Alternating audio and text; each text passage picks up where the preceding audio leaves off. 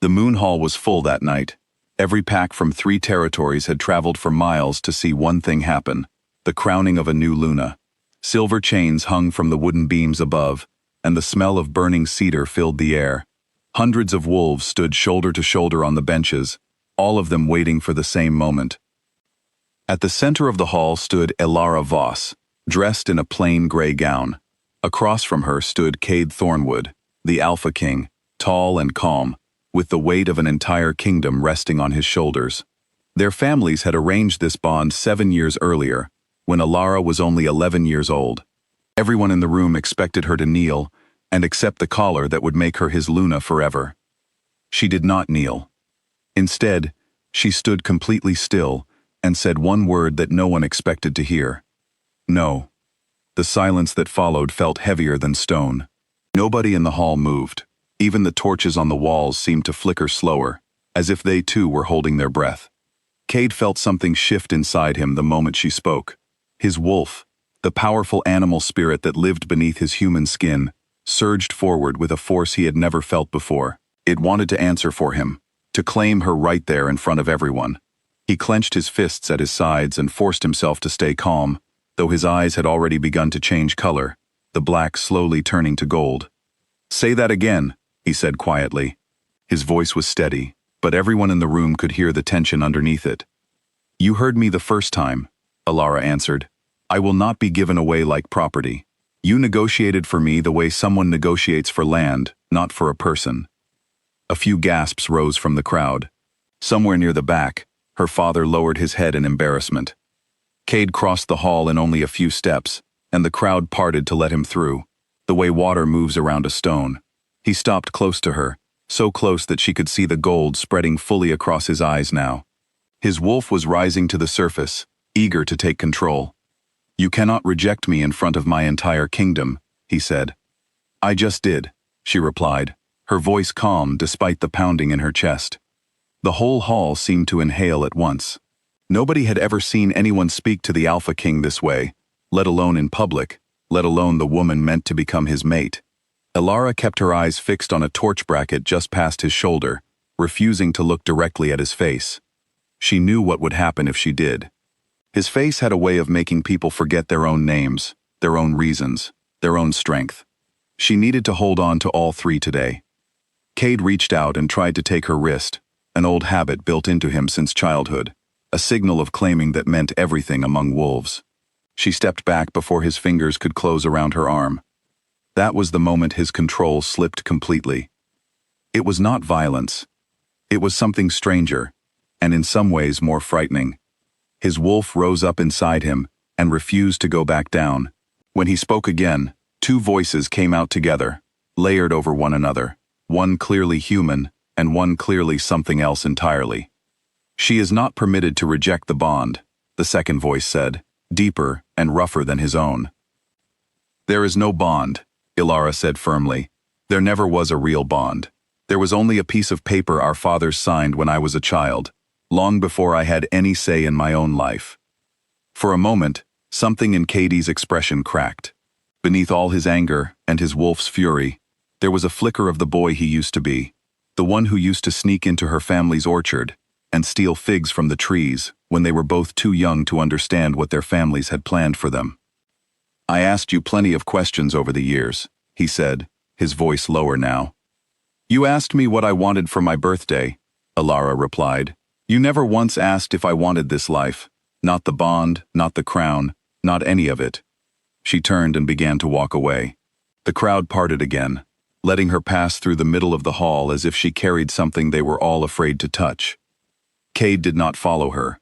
Instead, his wolf let out a long, low howl from somewhere deep inside his chest, a sound that had nowhere to go and no one to answer it. Every wolf in the hall felt a strange tightness crawl up their spines, the ancient and painful sensation of an alpha's wolf recognizing its true mate and being denied the chance to claim her. What none of them understood yet, not even Kade himself, was that his wolf had never chosen Elara because of the contract. It had chosen her long before that, back when they were children stealing fruit from the same orchard, and it had never once considered choosing anyone else since. 3 days passed, Kade stayed locked inside his study, refusing every visitor, refusing every advisor who came to remind him of his duties. His wolf paced restlessly beneath his skin, unwilling to rest, unwilling to eat, unwilling to do anything except think about the woman who had walked away from him in front of his entire kingdom. On the third night, he finally left the castle grounds. He walked alone through the quiet streets until he reached the gate outside Elara's family home. He stood there for a long moment before knocking, his hands buried deep in his pockets, looking nothing like the powerful Alpha King who had frightened an entire hall of wolves just days earlier. When Elara opened the door and saw him standing there, she almost closed it again. Almost. "I'm not here to force a collar on you," he said quickly, before she could shut the door completely. "I'm here because my wolf hasn't slept properly in 3 days, and that is entirely your fault. I would like that fixed, if you don't mind." Elara stared at him, unsure whether to laugh or to slam the door in his face. "That has to be the worst apology I have ever heard," she said. "I know," Kade admitted, and for the first time in days, something close to a smile crossed his face. "I have a longer one prepared as well. It includes your name several times. It is much better than this one." "Then say the short version first," she said, crossing her arms. He looked at her the way he had looked at her in the moon hall, except this time, his eyes stayed completely human. No gold, no wolf rising to answer for him, just Kade, standing there 7 years later than he should have, yet somehow arriving at exactly the right moment. "I am sorry that I let a piece of paper stand in for an actual question," he said. "I am asking you now, properly, with no contract and no crowd of witnesses, would you consider staying? Not because of any bond, not because of any title, just because I am asking, and I would like to know your answer." Elara did not respond right away. She studied his face carefully, searching for any sign of the demanding king from 3 nights earlier, the one who had reached for her wrist, as though she belonged to him already. She found none of that here, only a man standing quietly at her door, waiting. "Why should I believe you mean this?" she asked. 3 days ago, you told an entire hall that I wasn't permitted to reject you." "That wasn't me speaking," Kade said honestly. "That was my wolf, panicking because it thought it was losing the one person it had wanted since we were children. I should have controlled it better. I should have controlled myself better. Honestly, long before that night, long before the contract was ever signed." "You were a child too," Elara said quietly. "You didn't choose the contract any more than I did." "No," he agreed. "But I could have said something over the years. I could have asked you, at any point, whether this was what you actually wanted. I never did. I assumed the contract meant I already knew the answer." Elara leaned against the doorframe, considering his words carefully. The night air was cool, and somewhere behind them, an owl called out from the trees that lined her family's property, the very same trees where they had once stolen figs together as children, laughing quietly so no one would catch them. "What happens now," she asked, "if I say I need time?" "Then I wait," Kade said simply, "for as long as you need. No pressure, no public ceremony, no crowd of wolves watching to see what you decide, just time, and an honest question, which is more than I gave you before." She studied him a moment longer, searching his face for any trace of dishonesty. She found none. "All right," she said finally, "I'll think about it. But if you ever try to claim me in front of a crowd again without asking first, I will walk out of that hall so fast you won't even see which direction I went." Kade almost laughed, a real laugh this time, quiet and genuine. "Understood," he said. "No more halls, no more crowds, just us, whenever you're ready to talk." He turned to leave, but paused at the edge of her family's gate and looked back at her one more time. "For what it's worth," he said, "I meant every word of the short apology. My wolf really hasn't slept. Neither have I, if I'm being completely honest." Elara watched him walk away into the darkness, his shoulders less tense than she had ever seen them, his steps slower and more careful than the confident stride of the Alpha King everyone in the kingdom feared and respected.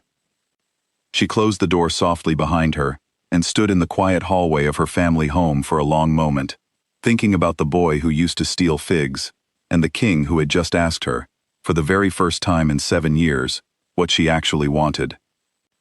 Over the following weeks, Kade kept his word. He did not summon her to the castle. He did not send guards to her door.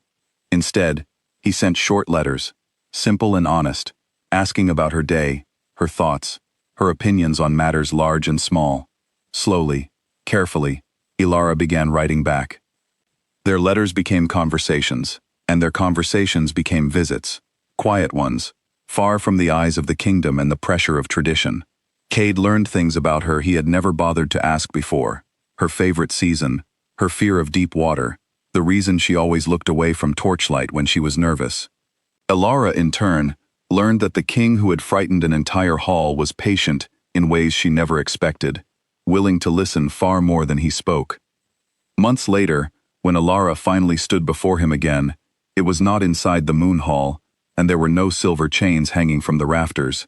There was no crowd of wolves waiting to witness a forced ceremony. There was only a quiet garden behind her family's home, the same orchard where they had once stolen figs as children. "Ask me again," she said softly. "The real question this time." Kade took her hand gently, the way he should have done from the very beginning, without force, without expectation, only patience. "Elara Voss," he said, "will you choose to stay with me? Not because of any contract our families signed, not because of any title or crown, simply because you want to." This time, Elara did not hesitate. "Yes," she said, "I choose you." And for the first time in 7 years, Kade's wolf finally settled quietly beneath his skin, calm and at peace, no longer waiting, no longer aching for something it had always wanted, but had never truly earned until now.